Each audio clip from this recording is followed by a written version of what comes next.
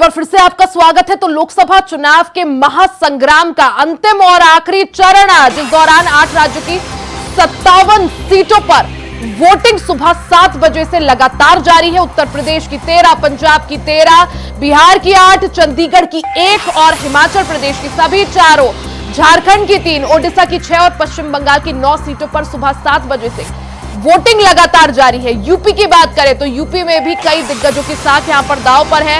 UP की 13 सीटों पर वोटिंग चल रही है, जिसमें महाराजगंज, गोरखपुर, कुशीनगर, देवरिया, बांसगांव, घोसी, सलेमपुर, बलिया, गाजीपुर, चंदौली, वाराणसी, मिर्जापुर और रॉबर्टगंज शामिल है।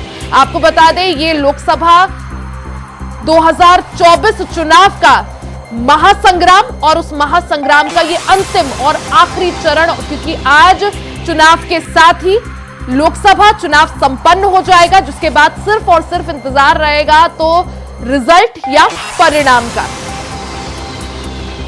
तो लोकसभा चुनाव 2024 का ये आखिरी रण, जिसमें कई दिग्गजों की साख यहां दांव पर है, चाहे वो खुद प्रधानमंत्री नरेंद्र मोदी हो, क्योंकि उनकी कंसिस्टेंसी वाराणसी में भी आज चुनाव हो रहा है, साथ ही चाहे कई सारे दिग्गज और जिनकी बात करें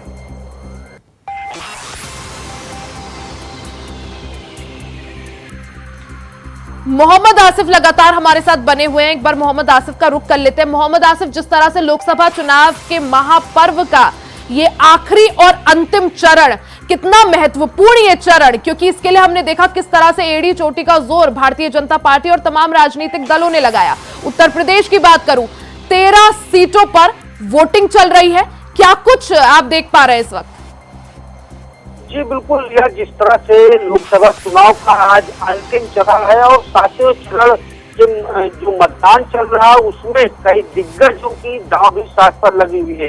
खासकर अगर वाराणसी की बात करें तो यहाँ पर पीएम नरेंद्र मोदी तीसरी बार लोकसभा चुनाव मैदान में है। 2 बार जीतकर वह प्रधानमंत्री बन चुके हैं और इस बार भी वह चुनाव लड़ रहे हैं। और वोटों में मार्जिन बढ़ाने के लिए कई कैबिनेट मंत्रियों ने पीएम नरेंद्र मोदी का चुनाव प्रचार किया। यूपी सीएम योगी आदित्यनाथ के साथ साथ पीएम नरेंद्र मोदी ने यहाँ पर शक्ति प्रदर्शन किया था और पीएम नरेंद्र मोदी के सामने एक बार फिर से इंडिया गठबंधन के प्रत्याशी अजय राय इस बार भी चुनावी ताल ठोक रहे हैं। और यहाँ पर जो लड़ाई की बात करें तो यहाँ भी मुकाबला काफी रोमांचक है, क्योंकि जिस तरह से एक तरफ पीएम नरेंद्र मोदी ने वाराणसी का विकास किया, तो वहीं दूसरी तरफ सपा प्रमुख अखिलेश यादव और राहुल गांधी ने यहाँ कई रैलियां की। डिम्पल यादव भी यहाँ पर पूजन अर्चन की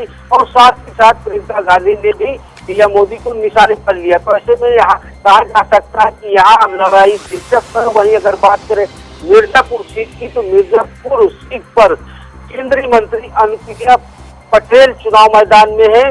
उनकी मुश्किलें बीजेपी छोड़कर समाजवादी पार्टी के शामिल हुए रमेश बिंद, जो अब इंडिया गठबंधन के प्रत्याशी, कहीं न कहीं मुश्किलें बढ़ती दिख रही है।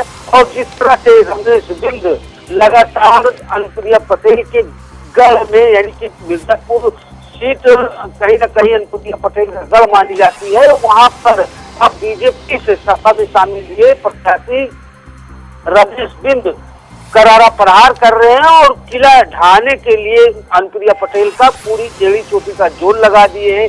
यहाँ भी सपा प्रमुख अखिलेश यादव और राहुल गांधी ने साथ साथ चुनाव प्रचार किया और प्रचार के दौरान संविधान और साथ आरक्षण को खत्म करने की जो बातें सामने आ रही, उसको लेकर बिल्कुल मोहम्मद आसिफ, ऐसी एक नहीं, जो लोकसभा चुनाव 2024 का जो ये अंतिम चरण है, कई सारी इसमें ऐसी सीटें हैं जिनमें कई दिग्गजों की साख दांव पर है, चाहे वो वाराणसी की सीट हो, मिर्जापुर की हो, गाजीपुर की हो, तो कई सारी ऐसी सीटें हैं। लेकिन मोहम्मद आसिफ, जिस तरह से हम देखें, अभी हमने हाल ही में देखा अंतिम चरण के लिए किस तरह से भारतीय जनता पार्टी ने पूरा तूफानी प्रचार प्रसार किया।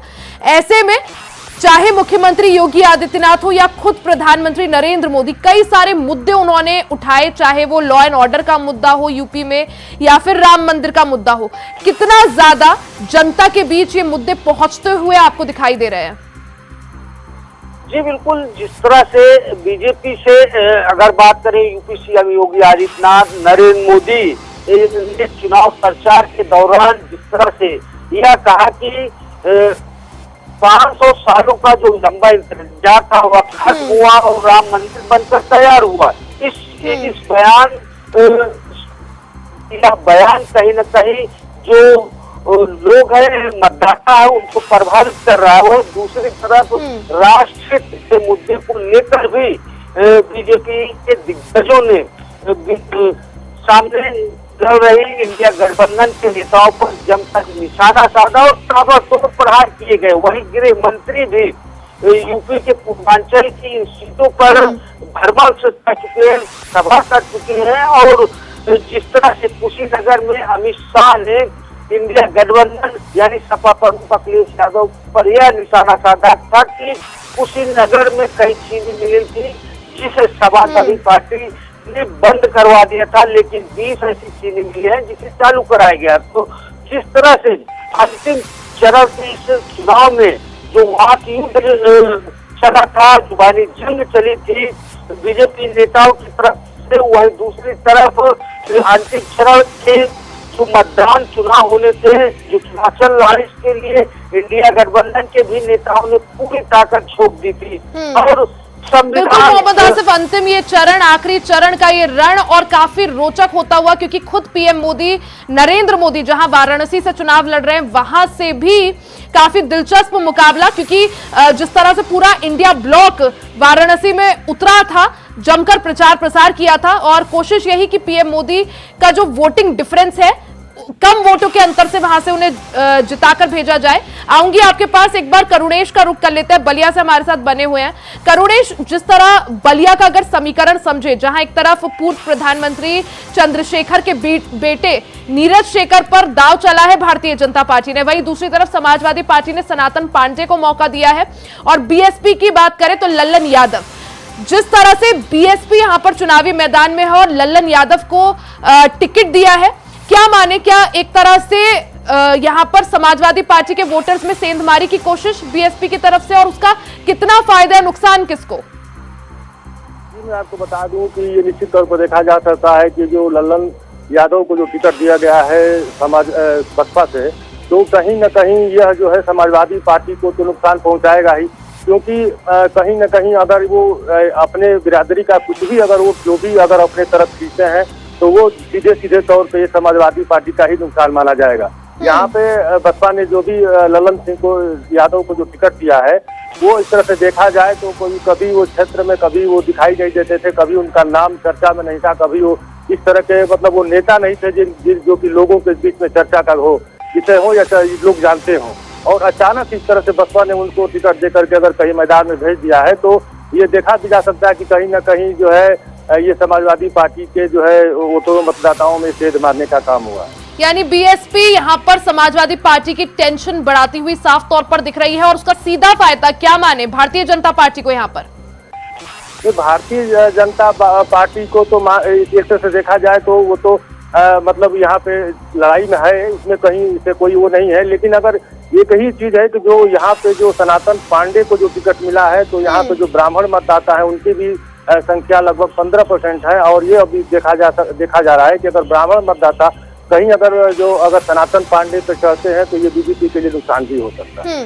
ठीक है, आऊंगी आपके पास, एक बार मोहम्मद आसिफ का रुख कर लेते हैं। मोहम्मद आसिफ, यूपी में आखिरी चरण में जिन 13 सीटों पर आज वोटिंग चल रही है, 2019 की अगर बात करें, 13 में से 11 सीटें एनडीए के पाले में गई थी। सिर्फ 2 सीटें जो भारतीय जनता पार्टी या एनडीए नहीं जीत पाया था, उसमें एक घोसी सीट और एक गाजीपुर सीट शामिल है। किस तरह से अब की बार आप समीकरण बनता हुआ देख पा रहे हैं, क्योंकि भारतीय जनता पार्टी ने काफी मेहनत अब की बार की। सिर्फ अगर मुख्यमंत्री योगी आदित्यनाथ की बात करूं तो 200 के करीब रैलियां और जनसभाएं उन्होंने की है, कई रोड शोज उन्होंने किए। पीएम मोदी, गृह मंत्री अमित शाह, जेपी नड्डा, तमाम जो दिग्गज है वो यूपी के रण में डटे हुए नजर आए। से लोकसभा के अंतिम चरण की बात करें तो जिन सीटों पर आज इस पर फतेह पाने के लिए बीजेपी ने पूरी ताकत झोंक दी थी। अगर बात करें वाराणसी सीट पर, तो वाराणसी सीट पर यूपी सीएम योगी आदित्यनाथ के साथ साथ कोई ऐसा भी मंत्री नहीं बचा था जो वाराणसी सीट पर पीएम नरेंद्र मोदी की जीत के लिए प्रचार न किया हो। और यहाँ तक रिया बता दूं कि एक मोहल्ले की कमान एक मंत्री ने संभाल रखी थी और पूरी मंत्रियों की फौज वाराणसी में डटी रही। तो ऐसे में जो वोटों का मार्जिन है कहीं न कहीं बढ़ाने के लिए यह कवायद चली गई और इसका सीधा फायदा भी पीएम नरेंद्र मोदी को मिलता दिख रहा है। वहीं अगर पूर्वांचल के रण की बात करें तो पूर्वांचल का जो यह रण है काफी भीषण भी है और काफी दिलचस्प भी है, क्योंकि पिछली दफा 2019 की बात करें तो गाजीपुर और घोसी सीट पर बीजेपी विजय का पताका नहीं फहरा सकी थी। इस बार भी कहीं न कहीं जो यह सीटें हैं यहाँ पर जो है रण काफी भीषण हो चुका है। बीजेपी से पारसनाथ राय गाजीपुर में चुनाव मैदान में है तो मुख्तार अंसारी के भाई अफजाल अंसारी भी चुनावी ताल ठोक रहे हैं और वह अपनी जीत का दम भर रहे हैं। वहीं अगर बात करें घोसी चुनाव की तो घोसी चुनाव भी काफी टफ है। यहाँ पर ओपी राजभर जो कैबिनेट मंत्री है उनके बेटे प्रवीण राजभर चुनावी मैदान में है और जिस तरह से ओपी राजभर ने कहीं न कहीं वोटरों को पाले में करने के लिए धमकी भरे लहजे का इस्तेमाल किया और साथ ही साथ कहीं न कहीं जो मतदाता है उनको अपने ठीक है, आपको रोक रही हूँ। एक बड़ी खबर यहाँ पर बता दें, महाराजगंज से बड़ी खबर, जिले के कई बूथ पर ईवीएम खराब होने की खबर है। सिसवा बूथ संख्या 322 पर ईवीएम मशीन खराब हो गई है। लक्ष्मीनगर बूथ संख्या 29 पर ईवीएम मशीन खराब है। साथ ही माधवनगर बूथ संख्या पर 33 पर ईवीएम खराब होने की खबर है। बाली में बूथ संख्या 211 पर भी ईवीएम मशीन खराब हुई है। महुआ शुक्ल में भी बूथ नंबर 137 पर ईवीएम मशीन खराब है। साथ ही बूथ संख्या शहर के कई सारे ऐसे बूथ हैं जहां पर ईवीएम मशीन खराब होने की खबर है। तो एक बड़ी खबर आपको बता दें, जहां महाराजगंज से एक खबर जहां कई सारे ईवीएम मशीन्स जो है खराब पाई गई है। माधवनगर बूथ संख्या 33 पर भी ईवीएम मशीन खराब हो गई है। बाली में भी बूथ संख्या 211 पर ईवीएम मशीन खराब है। तो ये बड़ी खबर आपको बता दें हम।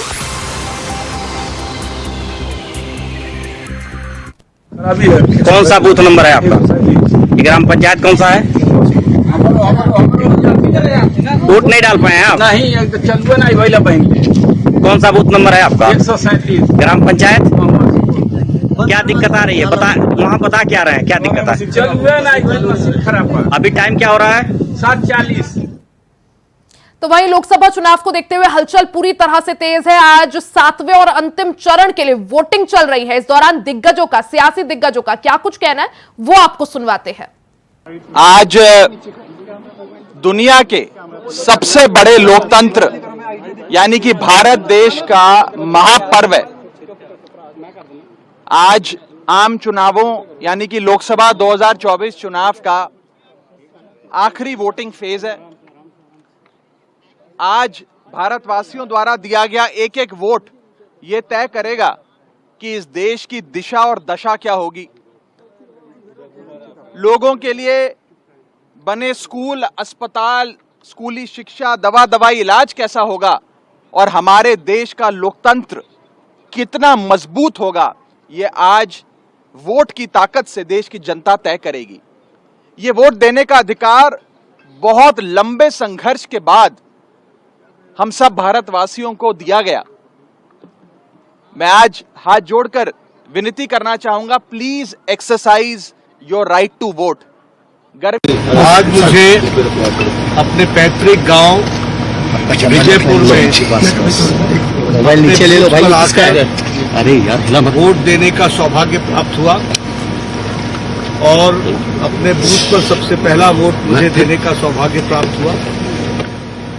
मैं सबसे अपील करता हूं कि सशक्त भारत के लिए, सक्षम भारत के लिए, सामर्थ्यवान भारत के लिए और आत्मनिर्भर भारत के लिए सभी मतदाता ज्यादा से ज्यादा मतों के साथ अपना मतदान का प्रयोग करें और सभी मतदाता भारी संख्या में आकर अपने मतदान का प्रयोग करके प्रजातंत्र को भी मजबूत बनाएं और भारत को समर्थ भारत, सक्षम भारत, आत्मनिर्भर भारत और विकसित भारत इस संकल्प को पूरा करने में अपना योगदान करें। सब तो दुनिया की वड्डी डेमोक्रेटिक एक्सरसाइज हो रही है ते लोकी अपना एक्सरसाइज अपना राइट एक्सरसाइज करते हैं अज ते तुहानू रिजल्ट देखो मीडिया तो ज्यादा कौन जानता है, लेकिन अल्टीमेटली ये लोकी डिसाइड करते हैं। मैं सारे भारत के वोटर्स नू अपील करता हाँ कि अज शाम तक आपां मैक्सिमम नंबर्स ना वोट करिए और खास तौर पर अमृतसर नू और अमृतसर की वोट ऐतका अमृतसर की प्रगति डिवेलपमेंट ली होवे। तुसी सब जानते हो कि अमृतसर की सिचुएशन की है। मैं उहदे ते वर्णन हुण अज नहीं करना चाहता क्योंकि काफ़ी बारी कीता आ, लेकिन मैनू कॉन्फिडेंस है ते तुसी भी फील कर रहे होगे कि ऐतका अमृतसर च डेवलपमेंट की अंधेरी आ रही है। ORS या जो भी आपके शरीर को सूट करता है वो साथ में लेकर चलें, उसका सेवन करें और सुबह सवेरे उठकर वोट डालें। हम भी देखिए 7 बजे वोट डालने आ गए। इंडिया अलायंस कह रहा है कि 4 जून को सरकार बनाने वाले हैं, 1 जून आज है, कितना आपको लग रहा है? 4 जून का इंतजार करिए, दूध का दूध पानी का पानी हो जाएगा। इंडी गठबंधन ताश के पत्तों की तरह बिखर जाएगा और देश में तीसरी बार फिर एक मजबूत सरकार बनेगी और मोदी जी के नेतृत्व में एनडीए की सरकार की हैट्रिक लगेगी। राहुल ये भी कह रहे हैं कि संविधान बचाने की लड़ाई है, हम लड़ेंगे, खटाखट पैसे देंगे, खटाखट नौकरियां देंगे। देखिए, जहां तक नौकरियों का सवाल है, जहां तक देश के विकास का सवाल है, तो हमने 10 वर्षों में देश को आगे ले जाने का काम किया है। आज भारत की अर्थव्यवस्था दुनिया की 5वें नंबर की अर्थव्यवस्था है, जिसे यूपीए की सरकार में फ्रेजाइल 5 में गिना जाता था, जो 11वें नंबर पे हुआ करती थी। आज देश में बड़े पैमाने पर इंफ्रास्ट्रक्चर का विकास हुआ है। आज देश के अंदर गरीब का, किसान का, युवा का, महिलाओं का, सबका कल्याण करने के लिए तमाम तरीके की योजनाएं चलाई गई हैं और जमीन पर हर वर्ग ने अपने जीवन में एक सकारात्मक बदलाव महसूस किया है।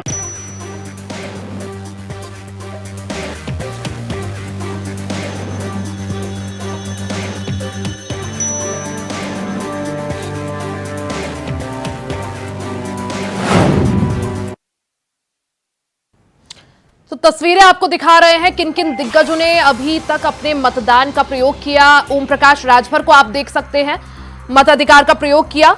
खास बात यह भी क्योंकि ओम प्रकाश राजभर के बेटे अरविंद राजभर अब की बार घोसी से चुनावी रण में हैं।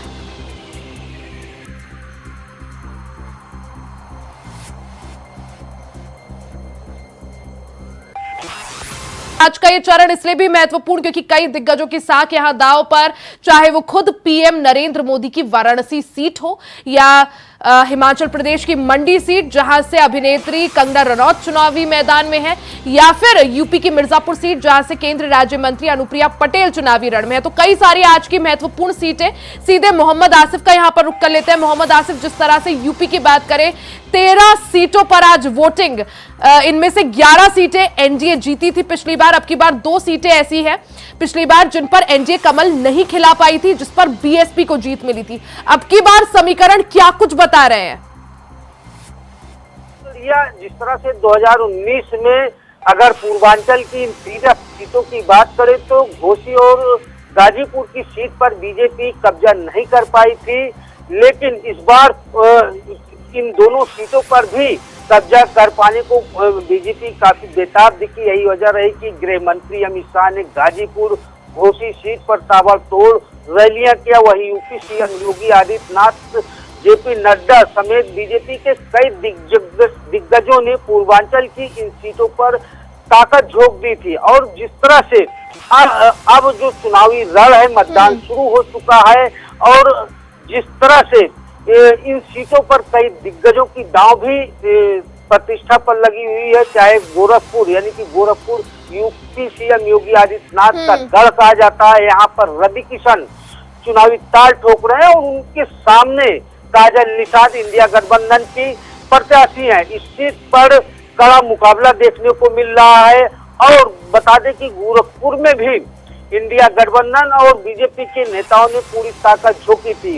वहीं मिर्जापुर सीट पर अनुप्रिया पटेल को जिताने के लिए बीजेपी के कई दिग्गज चुनावी प्रचार बिल्कुल, यानी कई सारी अब की बार ऐसी सीटें हैं जहां कई दिग्गजों की साख दांव पर है। हालांकि क्योंकि आज ये अंतिम चरण भी है, इसके बाद सिर्फ और सिर्फ इंतजार होगा तो मतगणना का, यानी परिणाम आने का। आऊंगी आपके पास, आगे भी आपसे समीकरण समझेंगे। एक बार अजय कुमार पांडे का रुख कर लेते हैं, रांची से हमारे साथ बने हुए हैं। अजय, जिस तरह से झारखंड की बात करें, 3 सीटों पर आज वोटिंग सुबह 7 बजने के साथ ही वोटिंग का जो सिलसिला है वो शुरू हो गया था। अब की बार आप किस तरह से हलचल देख पा रहे हैं? मतदाताओं में कितना जोश, कितना उत्साह?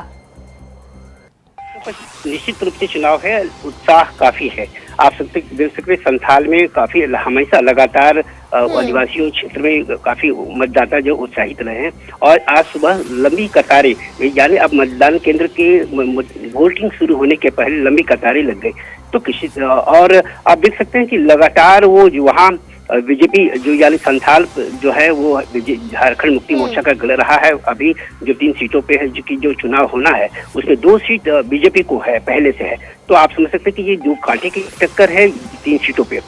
आप सबसे बड़ी चीजें हैं कि यह आज का मतदान इसलिए महत्वपूर्ण है झारखंड के लिए क्योंकि नाक की लड़ाई है। झारखंड मुक्ति मोर्चा चूंकि जो है वो दुमका सीट के लिए नाक की लड़ाई के लेकर के आज चुनाव के मैदान में है। तो दूसरी तरफ आप समझ सकते हैं कि निशिकांत दुबे जो कड़ी टक्कर दे रहे हैं प्रदीप यादव इंडिया गठबंधन के प्रत्याशी। तो ये 2 सीटें पे आज सबकी नजरें झारखंड की से लेकर के तमाम देश के तमाम राजनीतिक दलों का जो निगाहें हैं आज इन 2 सीटों पर, सभी की निगाहें झारखंड की इन 3 सीटों पर है क्योंकि 2019 की बात करें बीजेपी इन 3 में से 2 सीटों पर बीजेपी ने कमल खिलाया था। हालांकि आज मतदान किस तरह से होता है, वोटिंग परसेंटेज क्या कुछ रहती है, उस पर भी सभी की निगाहें रहेंगी। अजय, आऊंगी आपके पास, एक बार करुणेश का रुख कर लेते हैं।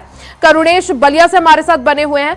करुणेश, क्योंकि अब 1.5 घंटे के करीब जो है समय बीत चुका है, किस तरह से अभी हलचल देख पा रहे हैं? मतदाताओं में कितना जोश, कितना उत्साह? क्योंकि सुबह सुबह का समय काफी महत्वपूर्ण माना जाता है क्योंकि ठंड भी रहती है, तो यही माना जाता है कि मतदान प्रतिशत सुबह सबसे ज्यादा होता है। जैसे जैसे दिन आगे बढ़ेगा, 12 बजे के करीब समय आएगा तो मतदान प्रतिशत थोड़ा जो है धीमा पड़ जाता है। जी, मैं आपको बता दूं कि इस समय मतदाताओं की संख्या धीरे धीरे बढ़ रही है और देखा जाए तो जो ये आदर्श मतदान केंद्र है जो पीडी कॉलेज के परिसर में बना हुआ है, वहाँ पे अगर देखा जाए तो अब मतदाताओं की संख्या धीरे धीरे बढ़ रही है और लोगों में उत्साह भी देखने को मिल रहा है। यहाँ पर लोग आ करके और अपने कतारबद्ध होकर के और अपना मतदान कर रहे हैं। निश्चित तौर पर देखा जाए कि अगर सुबह का टाइम है तो मौसम भी सही है और उसके चलते घर से लोग निकल करके और मतदान केंद्र पे पहुंच रहे हैं और अपना मतों का प्रयोग कर रहे हैं। यानी मतदाताओं में काफी जोश और उत्साह अब की बार देखने को मिल रहा है और उम्मीद यही कि अब की बार यूपी का जो मतदान प्रतिशत हो वो पिछली बार से ज्यादा यहां पर देखने को मिले। पवन का एक बार रुख कर लेते हैं, पवन चंदौली से बने हुए हैं। पवन, एक बार तस्वीरें दिखा दीजिए कि किस तरह से हलचल वहां पर देखने को मिल रही है। और पवन, सवाल ये भी, जिस तरह से चंदौली की बात करते हैं, यूपी और बिहार के बॉर्डर पर यह क्षेत्र पड़ता है, कैसी हलचल मतदान केंद्र में, किस तरह से तस्वीरें?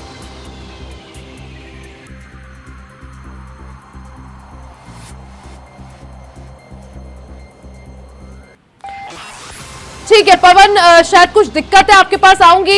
एक बार फिर से मोहम्मद आसिफ का रुख कर लेते हैं। मोहम्मद आसिफ, जिस तरह से हम बात कर ही रहे थे कि अब की बार भारतीय जनता पार्टी ने काफी एड़ी चोटी का जोर जो है पूर्वांचल में लगाया।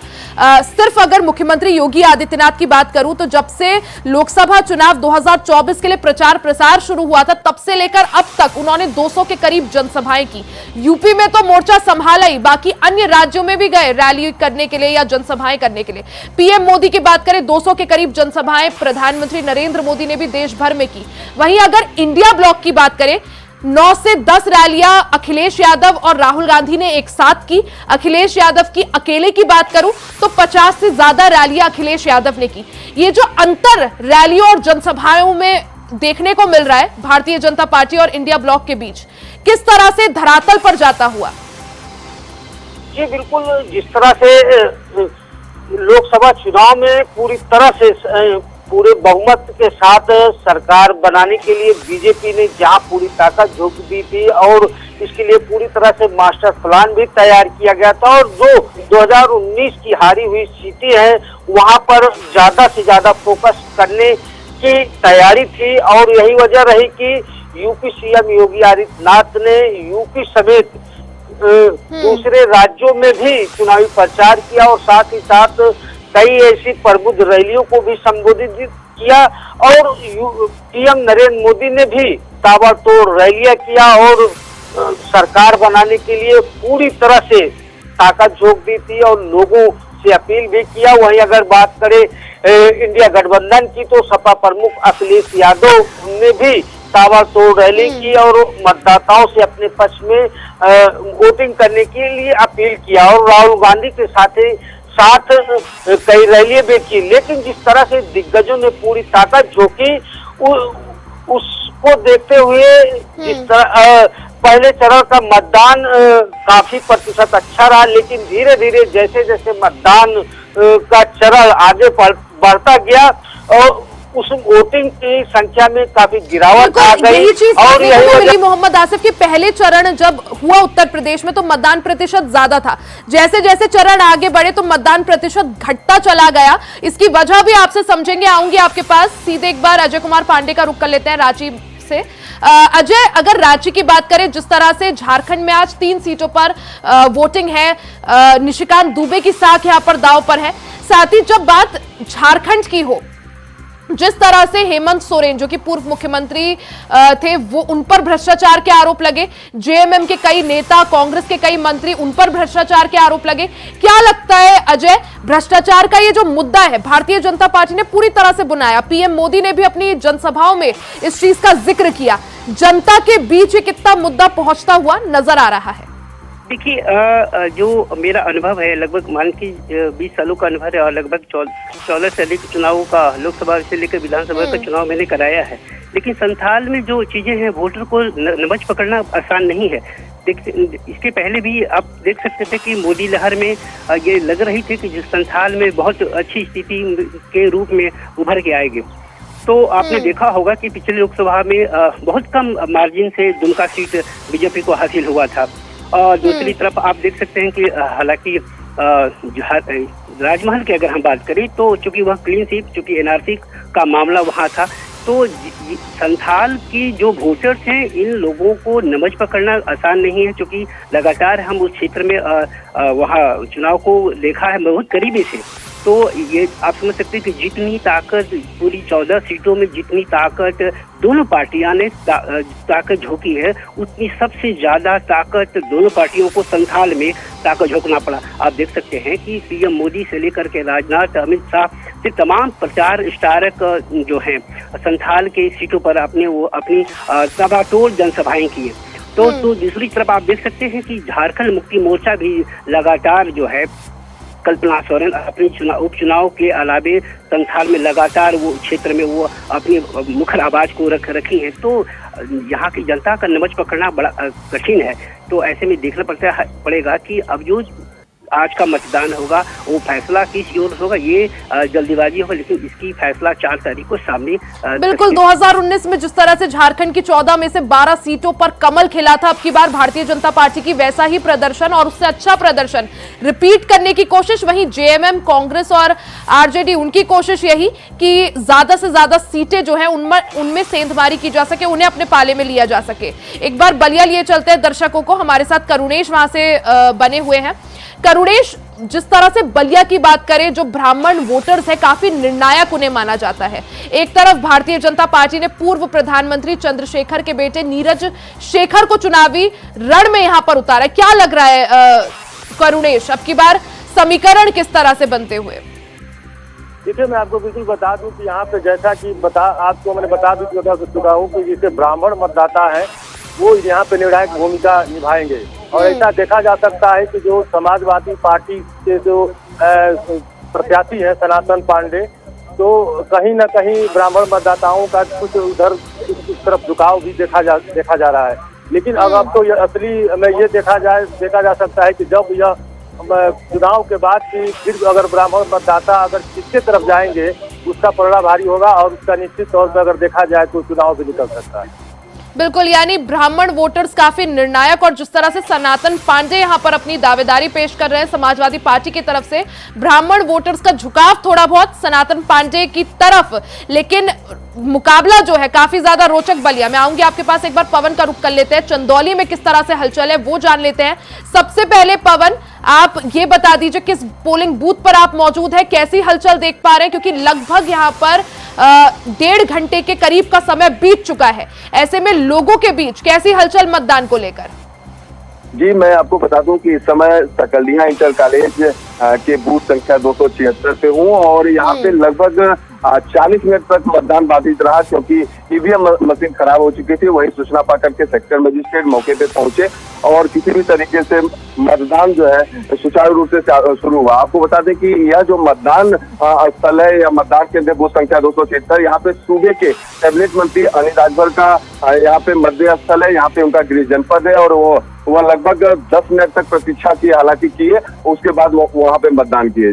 जी, यानी बीच में ईवीएम मशीन खराब जरूर हुई थी, लेकिन हालांकि उस परेशानी को जो है हल कर दिया गया है। मतदान यानी फिर से अब शुरू हो चुका है। ठीक है, आऊंगी आपके पास पवन। एक बार करुणेश का एक बार फिर से रुख कर लेते हैं। करुणेश, जिस तरह से हम बलिया की बात कर ही रहे थे कि एक तरफ पूर्व प्रधानमंत्री चंद्रशेखर के बेटे नीरज शेखर चुनावी रण में, दूसरी तरफ सनातन पांडे, वहीं यहाँ पर बीएसपी भी एक बहुत बड़ा फैक्टर है, क्योंकि लल्लन यादव को यहाँ पर चुनावी मैदान में उतारा है और बीएसपी का यहां से यादव उम्मीदवार को चुनावी रण में उतारना किसके लिए खेल बिगाड़ता हुआ या किसके लिए बनाता हुआ?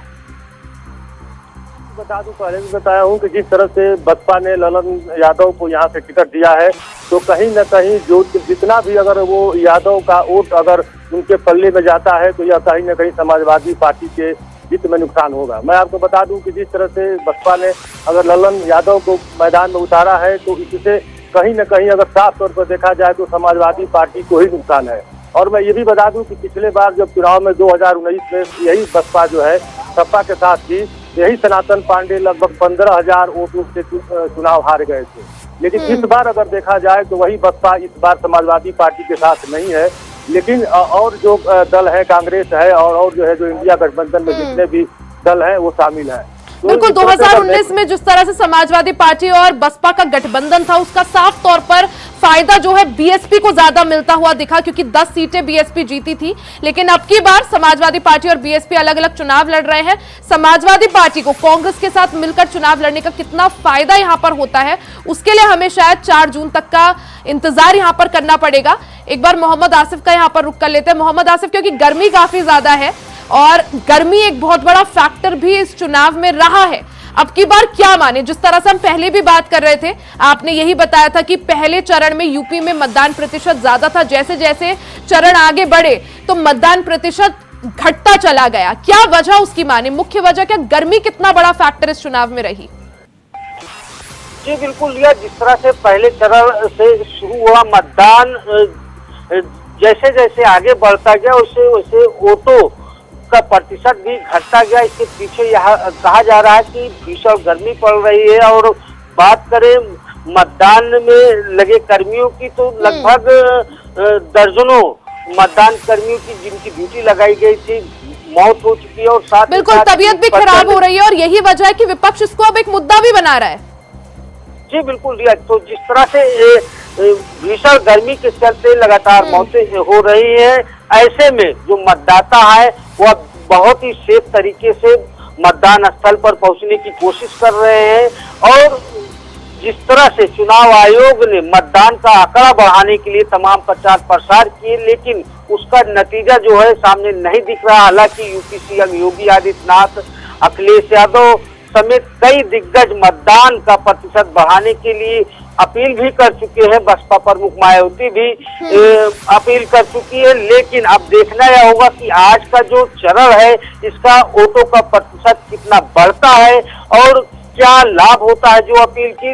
लेकिन जिस तरह से लोकसभा का यह चुनाव काफी दिलचस्प है, अपने अपने प्रत्याशियों को जिताने के लिए जहां नेताओं ने ताकत झोंकी, वहीं मतदाताओं की चुप्पी कहीं न कहीं प्रत्याशियों की टेंशन भी बढ़ा रही है। और ऐसे में जो मतदान का प्रतिशत है वह आफिचित नहीं होने की वजह से बीजेपी और सपा की टेंशन भी बढ़ती दिख रही है। हालांकि कई ऐसी सीटें हैं जहां पर जो है मतदाताओं का रुझान भी काफी कुछ देखने को मिला है, चाहे बलिया सीट हो या फिर मिर्जापुर सीट हो या गाजीपुर सीट और वही वाराणसी सीट। तो ऐसी सीटें हैं जहां पर पूरे देश की निगाहें टिकी हुई और यहाँ के मतदाता भी अपने बिल्कुल कई सारी ऐसी सीटें हैं जहां जो दिग्गज है उनकी साख दांव पर है। एक एक कर हर सीट का समीकरण आपसे समझेंगे मोहम्मद आसिफ, लेकिन हम दर्शकों को भी साथ ही साथ तस्वीरें दिखा रहे हैं किस तरह से जो सियासी दिग्गज है उन्होंने आज अपने अपने क्षेत्र में मतदान किया। अरविंद राजभर को आप देख सकते हैं, मुख्यमंत्री योगी आदित्यनाथ,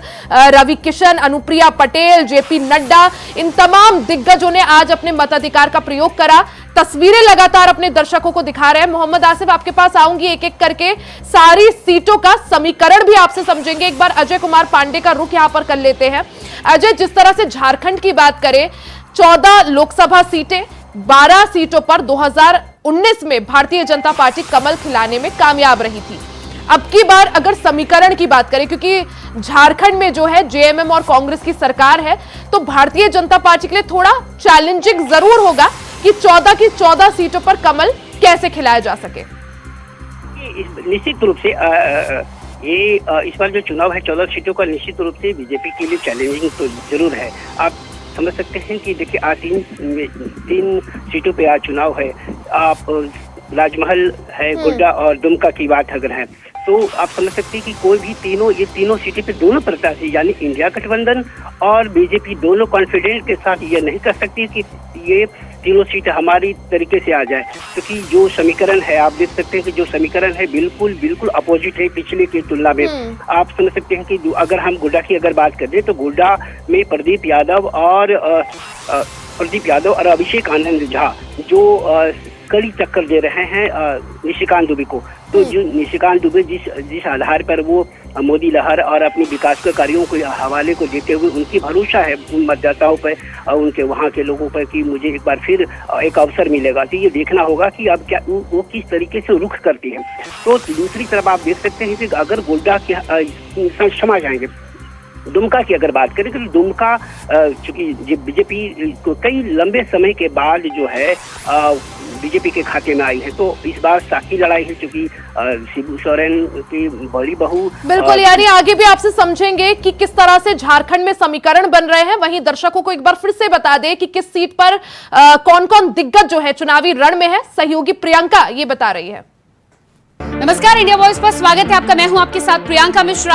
आज लोकसभा चुनाव के आखिरी रण में 7वें चरण में जिस तरह से 8 राज्यों की 57 सीटों पर चुनाव हो रहा है, तो सबसे पहले आपको बता देते हैं कि किस सीट पर किस तरह से चुनाव चल रहा है। तो आखिरी चरण की 8 राज्यों की 57 सीटों पर आज मतदान चल रहा है। सबसे पहले आपको बता देते हैं कि किस किस राज्यों की कितनी सीटों पर मतदान चल रहा है। उत्तर प्रदेश की 13 सीटें, बिहार की 8 सीटें, उड़ीसा की 6 सीटें, झारखंड की 3 सीटें, हिमाचल प्रदेश की 4 सीटें, पश्चिम बंगाल की 9 सीटें और चंडीगढ़ की 1 सीट के साथ ही साथ पंजाब की 13 सीटों पर आज इस समय मतदान जारी है। सबसे पहले रुक कर लेते हैं उत्तर प्रदेश का, जहां पर आखिरी चरण में 13 सीटों पर आज घमासान मचा हुआ है।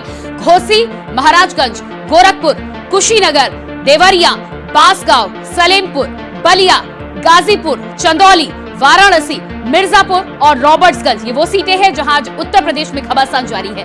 2019 के इतिहास को लेकर बात करेंगे, अलग अलग सीटों पर किस तरह के समीकरण बनते बिगड़ते नजर आ रहे थे। सबसे पहले बात करते हैं घोसी की सीट को लेकर। अतुल कुमार सिंह बीएसपी के मैदान में थे, जीत हासिल की थी। हरिनारायण बीजेपी के इनको हार का सामना करना पड़ा था। 2024 के रण की बात करें तो घोसी में अरविंद राजभर सुभाषपा से मैदान में हैं और राजीव राय सपा से चुनावी मैदान में उतरे हुए हैं। 2019 के इतिहास की बात कर रहे हैं, महाराजगंज सीट की बात कर ले तो पंकज चौधरी बीजेपी के, इनको जीत हासिल हुई थी। वहीं अखिलेश समाजवादी पार्टी से दूसरे नंबर पर रहे थे, इनको हार का सामना करना पड़ा था। महाराजगंज में 2024 के रण की बात करें तो पंकज चौधरी बीजेपी से मैदान में है, वीरेंद्र चौधरी कांग्रेस से और मौसमे आलम बीएसपी से चुनावी मैदान में है। अब बात कर लेते हैं गोरखपुर की सीट को लेकर। रवि किशन बीजेपी के थे, जीत लगातार चुनाव दर चुनाव मिली है। रामभुआल निषाद को हार का सामना समाजवादी पार्टी की तरफ से करना पड़ा था। 2024 के रण की बात करें तो गोरखपुर में एक बार फिर से रवि किशन मैदान में हैं। काजल निषाद समाजवादी पार्टी से इस समय रवि किशन के सामने चुनाव लड़ रही हैं। कुशीनगर की सीट की बात करें तो विजय कुमार दुबे बीजेपी के को जीत मिली थी। 2019 में नथुनी प्रसाद को हार का सामना करना पड़ा था, समाजवादी पार्टी से मैदान में थे। 2024 में बात करें तो समीकरण कुशीनगर में विजय कुमार दुबे एक बार फिर से बीजेपी के चुनावी मैदान में हैं। अजय प्रताप सिंह समाजवादी पार्टी से उनके सामने चुनावी मैदान में अपना भाग्य आजमा रहे हैं। बात कर लेते हैं अब देवरिया की सीट को लेकर तो रमापति राम त्रिपाठी भारतीय जनता पार्टी के 2019 में जीत मिली। विनोद कुमार जायसवाल बीएसपी के इन्हें हार का सामना करना पड़ा था। 2024 में शशांक मणि त्रिपाठी भारतीय जनता पार्टी से मैदान में हैं और अखिलेश सिंह कांग्रेस से इनका सामना करते हुए नजर आ रहे हैं। बात करें बांसगांव सीट को लेकर तो कमलेश पासवान भारतीय जनता पार्टी के जीत हासिल हुई थी। 2019 में संदर प्रसाद बीएसपी के इन्हें हार का सामना करना पड़ा था। 2024 की बात करें तो बांसगांव में कमलेश पासवान भारतीय जनता पार्टी से और इनके सामने कांग्रेस के संदर प्रसाद चुनावी मैदान में हैं। अब बात कर लेते हैं सलेमपुर सीट को लेकर रविंद्र कुशवाहा बीजेपी के जीत मिली थी। 2019 में आरएस कुशवाहा बीएसपी के इन्हें हार का सामना करना पड़ा था। सलेमपुर में रविंद्र कुशवाहा एक बार फिर से चुनावी मैदान में हैं तो इनके सामने शंकर राजभर गठबंधन के प्रत्याशी हैं, वहीं बीएसपी के प्रत्याशी के तौर पर भीम राजभर भी चुनावी मैदान में हैं। इसके अलावा बात करेंगे बलिया सीट को लेकर तो वीरेंद्र सिंह बीजेपी के थे, जीत मिली थी। सनातन पांडे समाजवादी पार्टी के इन्हें हार का सामना करना पड़ा था। 2024 की बात करें तो बलिया में नीरज शेखर एक बार फिर से चुनावी मैदान में हैं। सनातन पांडे इनके सामने एक बार फिर से हैं, यानी कि समीकरण वही है, देखना ये होगा कि नतीजा क्या होगा। गाजीपुर सीट की बात करें तो अफजाल अंसारी बीएसपी के जीत मिली थी। मनोज सिन्हा इनके सामने थे, बीजेपी के हार का सामना करना पड़ा था। गाजीपुर में अफजाल अंसारी समाजवादी पार्टी से फिर से चुनावी मैदान में हैं। पारसनाथ राय भारतीय जनता पार्टी और उमेश सिंह बीएसपी से चुनावी मैदान में हैं। चौदौली सीट की उत्तर प्रदेश में बात करें तो डॉक्टर महेंद्र नाथ पांडे जीत मिली थी। संजय सिंह चौहान को समाजवादी पार्टी से हार का सामना करना पड़ा। चौदौली सीट पर अब एक बार फिर से महेंद्र नाथ पांडे बीजेपी से चुनावी मैदान में हैं, वहीं सपा से वीरेंद्र सिंह इस बार अपना भाग्य आजमा रहे हैं। वाराणसी की सीट की बात करते हैं। प्रधानमंत्री नरेंद्र मोदी की ये सीट भारतीय जनता पार्टी के खाते में हर बार आती रही है और समीकरण 2019 में भी अजय राय सामने थे, हार का सामना करना पड़ा था और यही समीकरण 2024 में भी प्रधानमंत्री नरेंद्र मोदी के सामने अजय राय एक बार फिर से उत्तर प्रदेश में। और इसके बाद बात करेंगे मिर्जापुर की सीट को लेकर। अनुप्रिया पटेल अपना दल से जीत मिली थी। रामचरित्र निषाद समाजवादी पार्टी से हार का सामना करना पड़ा था। मिर्जापुर में एक बार फिर से अनुप्रिया पटेल चुनावी मैदान में है अपना दल से। इनके सामने रमेश चंद बिन समाजवादी पार्टी से अपना भाग्य आजमा रहे हैं। बात कर लेते हैं अगली सीट को लेकर, यानी कि रॉबर्ट्सगंज सीट को लेकर पकौड़ी लाल कौल अपना दल से जीत मिली थी। भाई लाल समाजवादी पार्टी हार का सामना करना पड़ा था। रॉबर्ट्सगंज में एक बार फिर रिंकी कौल अपना दल से चुनावी मैदान में है तो छोटे लाल खरवार इस बार समाजवादी पार्टी से चुनावी मैदान में। अब बात करेंगे झारखंड की 3 सीटों को लेकर। झारखंड में गोड्डा दुमका और राजमहल की सीट को लेकर फटाफट इतिहास के बारे में आपको बता देते हैं। गोड्डा निशिकांत दुबे की सीट हमेशा से रही है। 2019 में भी निशिकांत दुबे को जीत मिली थी। प्रदीप यादव को हार का सामना करना पड़ा था। 2024 में गोड्डा में निशिकांत दुबे चौथी बार भाग्य आजमा रहे हैं। प्रदीप यादव कांग्रेस से सामने हैं। इसके बाद बात करेंगे दुमका सीट को लेकर। सुनील सोरेन बीजेपी के जीत मिली थी। शिबू सोरेन कदावर नेता को जेएमएम का हार का सामना करना पड़ा था और एक बार फिर अब सीता सोरेन चुनावी मैदान में है। उनके सामने जेएमएम से नलिन सोरेन को उतारा गया है और सीपीआई से राजेश किस्कू चुनावी मैदान में है। बात करेंगे झारखंड की राजमहल सीट को लेकर। विजय हांसदा जेएमएम के जीत मिली थी। हेमलाल मुर्मू को बीजेपी के हार का सामना करना पड़ा था। राजमहल में इस बार फिर से विजय कुमार हांसदा जेएमएम से चुनावी मैदान में है, जबकि बीजेपी की बात करें तो ताला मरांडी बीजेपी से हैं और वहीं लोबिन हेम्ब्रेम भी निर्दलीय खड़े होकर खेल बिगाड़ने का काम करते हुए नजर आ रहे हैं। अब बात कर लेते हैं चंडीगढ़ की केंद्र शासित प्रदेश की बात कर लेते हैं। चंडीगढ़ में इतिहास की बात करें तो किरण खेर को बीजेपी से जीत मिलती रही है। पवन बंसल कांग्रेस से हार का सामना करना पड़ा था। चंडीगढ़ में 24 की बात करें तो किरण खेर का टिकट काटकर संजय टंडन बीजेपी से चुनावी मैदान में है। वहीं कद्दावर नेता कांग्रेस के मनीष तिवारी उनके सामने चुनावी मैदान में है। तो आखिरी चरण में अब बात कर लेते हैं पंजाब की 13 सीटों को लेकर। गुरदासपुर, जालंधर, अमृतसर, फिरोजपुर, भटिंडा, आनंदपुर साहिब, फरीदकोट, फतेहगढ़ साहिब, संगरूर, पटियाला, लुधियाना, खडूर साहिब, होशियारपुर, इन 13 सीटों पर पंजाब में आज चुनाव हो रहा है। तो लगातार जिस तरह से प्रत्याशियों के भाग्य का फैसला अब जनता के हाथ में है, देखना ये होगा कि 4 जून को नतीजे क्या कुछ निकलकर सामने आते हैं। यानी आज लोकतंत्र के महापर्व का 7वां और आखिरी चरण। हालांकि नतीजे किस तरह से होंगे उसके लिए थोड़ा और इंतजार। 4 जून को हम आपको इंडिया वॉइस पर नतीजे भी बताएंगे। वहीं इस दौरान आज चुनाव के दौरान कई दिग्गजों ने अपना मतदान भी किया। उन दिग्गजों का मतदान के बाद क्या कुछ कहना है वो आपको सुनवाते हैं। बस मैंने जैसे मतदान करने पहुंचा हूं, मैं सबसे उम्मीद करता हूं कि ज्यादा से ज्यादा लोग बड़ी तादाद में आए, मतदान करें। और जलंधर में सबसे ज्यादा पोलिंग हो, मैं ये चाहता हूं। और वैसे तो हर जगह पोलिंग होनी चाहिए, क्योंकि ये हमारे पास मौका है, ये हमारा फर्ज है कि हम वोट करके ऐसी सरकार जो हम चाहते हैं कि सरकार आए जो जनता के प्रति काम कर सके। नहीं गिरीश जी, ये तो परंपरा हमारी यही है ना कि भाई हम गणेश जी का आशीर्वाद लेते हैं। और गणेश कोई भी शुभ काम होता है तो श्री गणेशाय नमः, गणेश भगवान का आशीर्वाद लेकर ही हम प्रारंभ करते हैं। तो ये बहुत ही प्राचीन मंदिर है काशी का बड़ा गणेश, यहाँ हम आए आशीर्वाद लेंगे और यहाँ से आशीर्वाद लेके हम लोग निकलब और आगे चलल जाई, बाबा काल भैरव को दर्शन करल जाई, शहर कोतवाल से आज्ञा लेवल जाई, बाबा विश्वनाथ के दरबार में मत्था टेकते हुए फिर रोट अपना डालेंगे, फिर रोट डालकर फिर क्षेत्र में निकलेंगे। दुनिया के सबसे बड़े लोकतांत्रिक देश में अपने मताधिकार का प्रयोग करके हर मतदाता को इसी तरह खुश होना चाहिए। क्या सोचने की बात है, धूप बहुत है, गर्मी बहुत है। ऊपर वाले से प्रार्थना कर रहा था कि आप कुछ ऐसा इंतजाम करिए कि मौसम थोड़ा ठंडा हो जाए। राजनीतिक मौसम के ऊपर का मौसम, राजनीति तो दिल्ली में 4 तारीख का इंतजार करिए, इंडिया गठबंधन की सरकार आ रही है। कि हम जो 7वें चरण के मतदाता से बचे हुए हैं, हम उन मतदाताओं से कहूंगा कि घर से निकल करके और बूथ पर जाकर के अपने मताधिकार का प्रयोग करें, अपने भविष्य के लिए, अपने बच्चों के भविष्य के लिए। जो देश में माननीय नरेंद्र मोदी जी काम कर रहे हैं, आप अपने बिजली के बिल आपको न देना पड़े, इसके लिए आप मतदान जाके करिए। और आप अपने बेहतरी के लिए, शिक्षा के लिए, स्वास्थ्य के लिए, रोजगार के लिए, नौकरी के लिए, आप इसके लिए जो पावर बाबा साहब ने दिया है उसका निकल करके बूथ पर जाके। तो देश भर के 8 राज्यों की 57 सीटों पर सुबह 7 बजे से ही वोटिंग लगातार जारी है। यूपी की बात करूं तो 13 सीटें, पंजाब की सभी 13 सीटें, हिमाचल की सभी 4 सीटों पर वोटिंग चल रही है। वहीं उत्तर प्रदेश में क्या कुछ समीकरण बन रहे हैं उसको जानेंगे आसिफ से। आसिफ हमारे साथ बने हुए हैं, लेकिन यहां पर वक्त हो चला एक छोटे से ब्रेक का। जल्द वापस लौटेंगे, फिर चर्चा आगे बढ़ाएंगे।